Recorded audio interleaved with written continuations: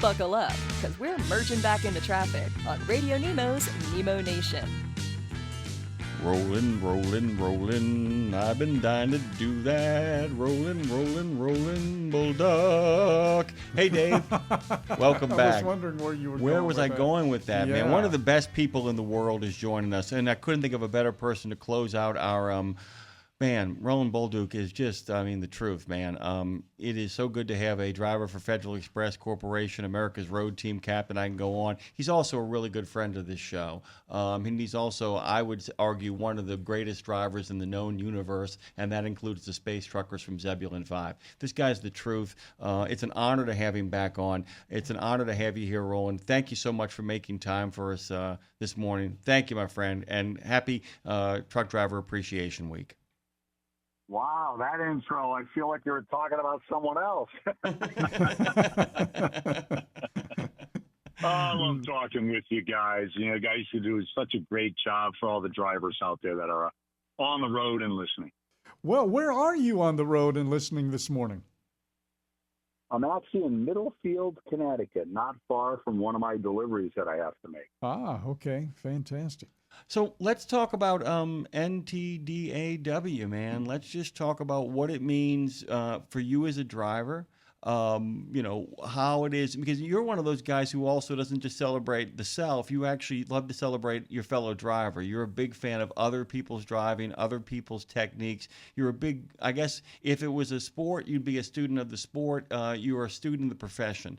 Talk about what other drivers mean to you and how much your fellow brothers and sisters of the road mean to you. Well, I'm a little sad today because yesterday the Wishes on Wheels convoy had their 26th convoy. And it's always around that time where it kicks off the National Truck Driver Appreciation Week.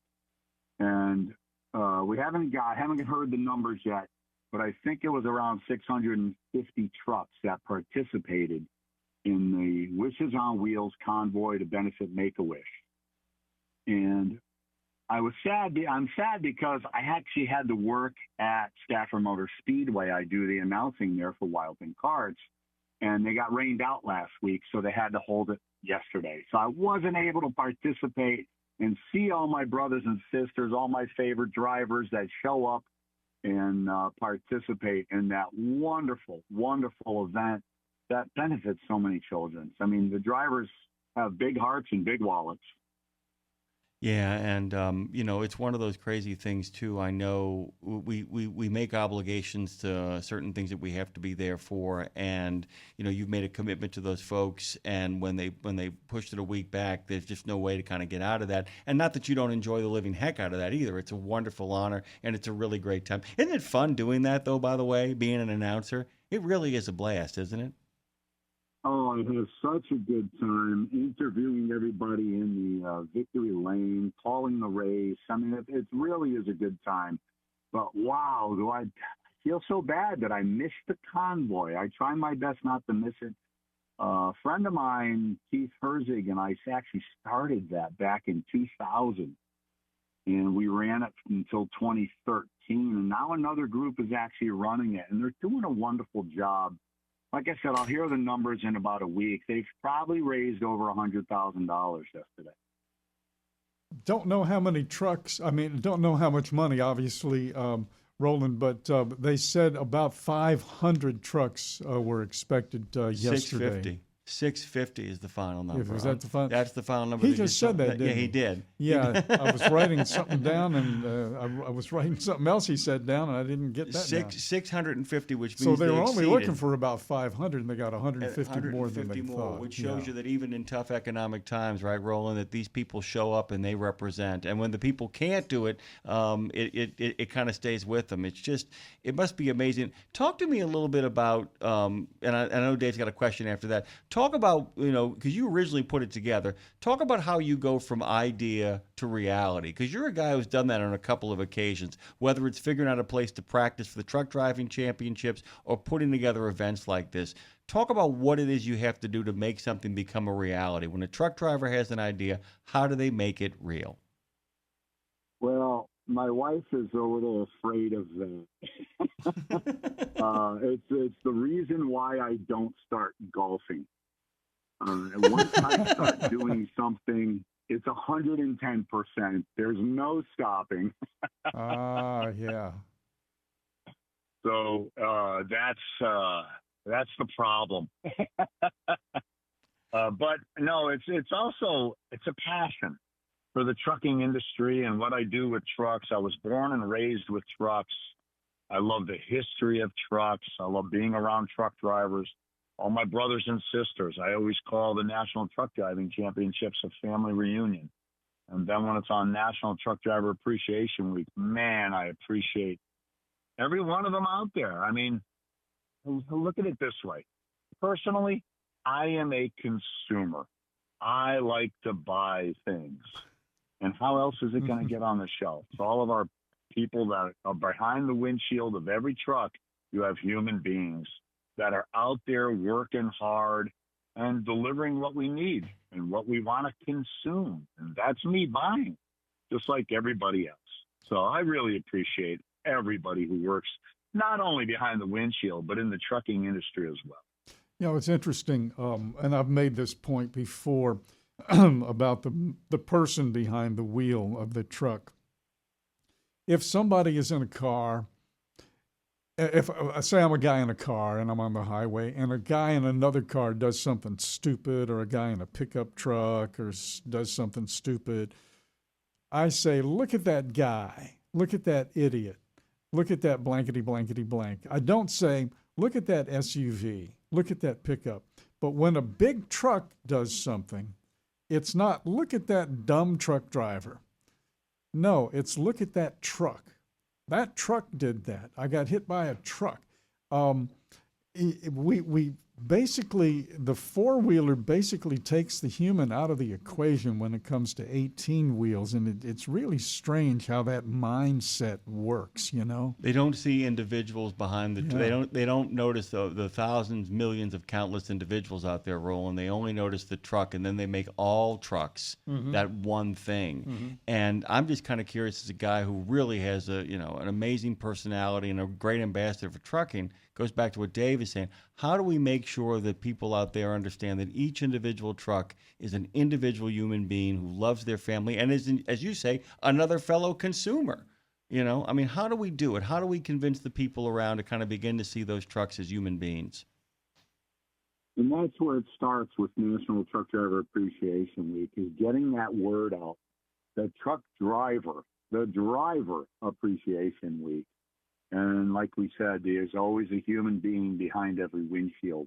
You know, when you started talking about a car on the highway, right away my mind went to Tiffany Hargrave with the video Driven and how she runs up in Alaska. And after a certain point on her drive, she's the only individual on the road. So if she actually sees someone broken down, it's her obligation to pull over and help that person because there's no one else around. And then so many times it's the truck driver that pulls over and helps the motoring public when they are broken down. I've helped people with flat tires and dead batteries, things like that, and making phone calls for them, whatever it takes. We're out there to help the motoring public as well as deliver their goods. So the truck driver behind the windshield is doing more than actually delivering your goods. We're also watching out for everybody. It's really great that you bring up Driven, by the way, which you're featured in as well. That Alaska one, which was the first one that I saw when I got a chance to dive in and talk to some of the folks who were responsible for putting it together. That video series is, Dave and I were talking about the Alabama Trucking Association's website today and how first-rate it is. That video series, and I know you've both been a part of it and seen it, really is first-rate. And it really does tie into the idea, and what you just said deepens the thought of nothing without trucking. Right? I mean, because really at the end of the day, there are a lot of people who might not have made it home had it not been for a truck driver. There are a lot of people who might not be alive today had a truck not delivered those very essential medical supplies. I mean, it really comes down to, it is not just a promotion of consumer services, it's a promotion of life to a large degree if it's done properly, correct? Oh, most certainly. And like I said in the video, I don't know what I'm delivering, but I know it has to get there. I know it has to be on time. That's what they're paying for. I have to get it there on time. You get your rest the night before, you come in at the right time, you leave the building by the right time. You should be able to make your deliveries by the right time. And I have no clue what I'm delivering, but I know it. They need it. If I'm delivering to a hospital, I'm delivering heavier stuff. So a lot of times I know I'm delivering a power supply to an MRI unit.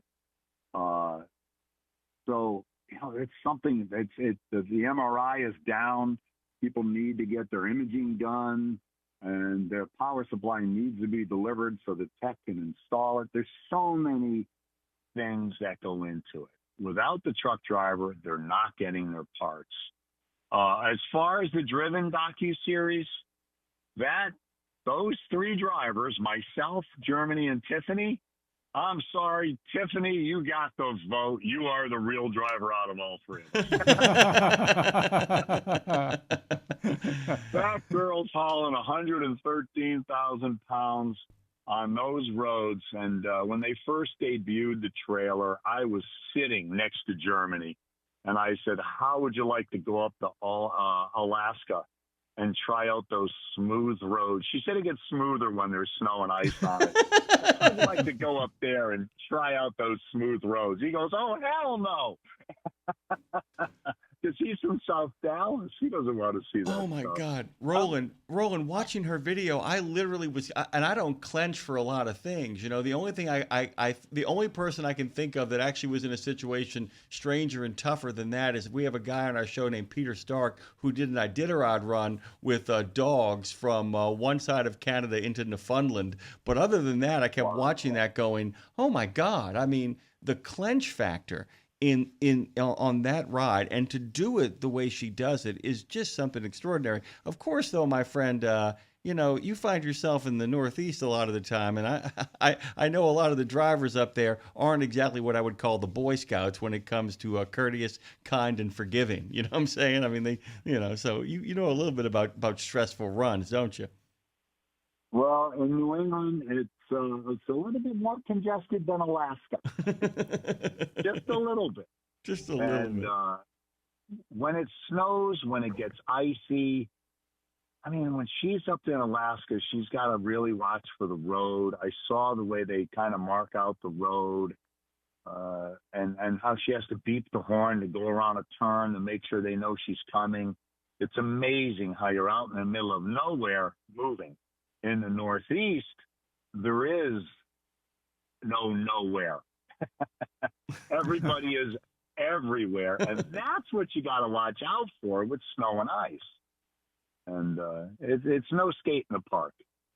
It's a little difficult at times, and that is the clinch factor. Watching the weather and knowing you're heading out on the road in the middle of a snowstorm. By the way, speaking of skate, and I have to tell you this, I was actually going to talk about it earlier on in the show, just a random piece of information I shared with Dave. There's a woman who actually over in Idaho last week broke the Guinness Book of World Record for jump roping with ice skates on.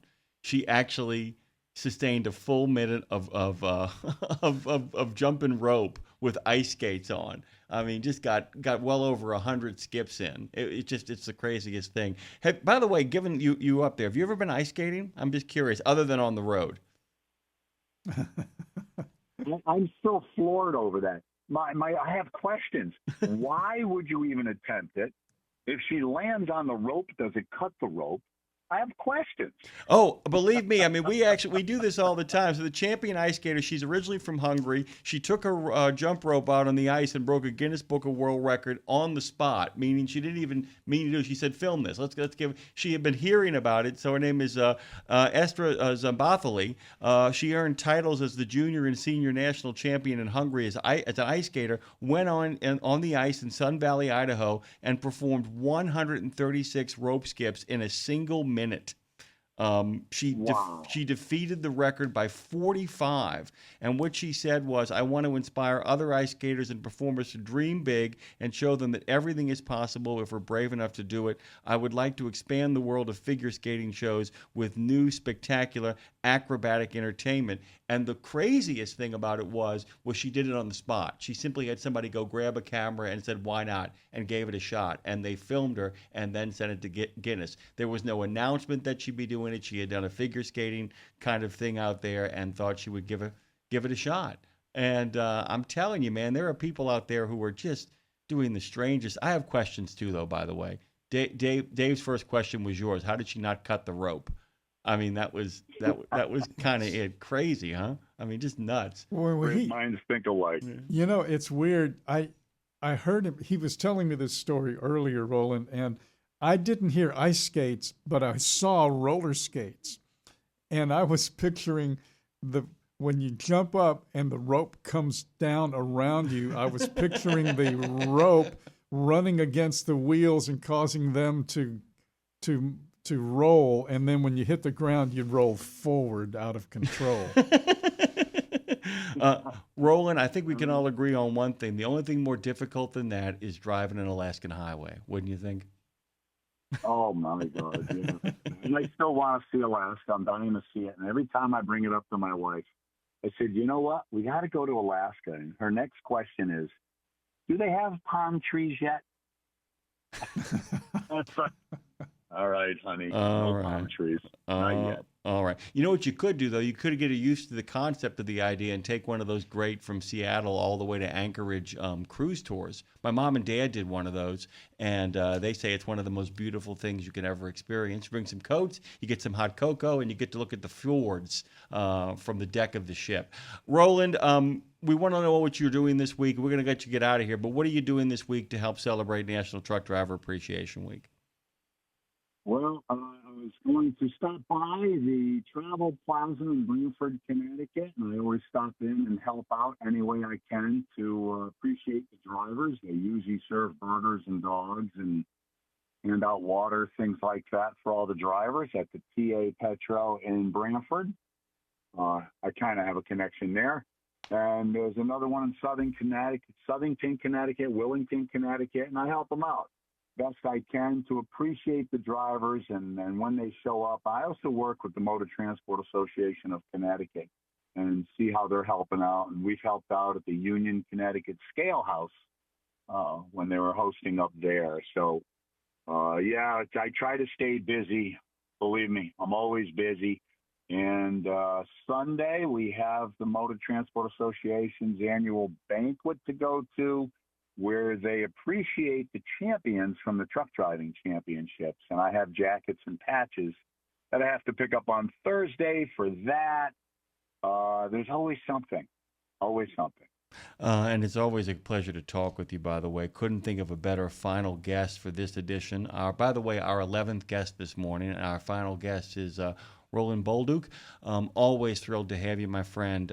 Please be safe out there, although I'm just saying, when I say be safe, I mean look out for all the other people that aren't being safe, because you are always on top of things. Promise Dave and I you'll come back to talk about some of your techniques and practice techniques to get ready for the championships, but also your day-to-day life on the road, okay? Defensive driving, the only way to do it.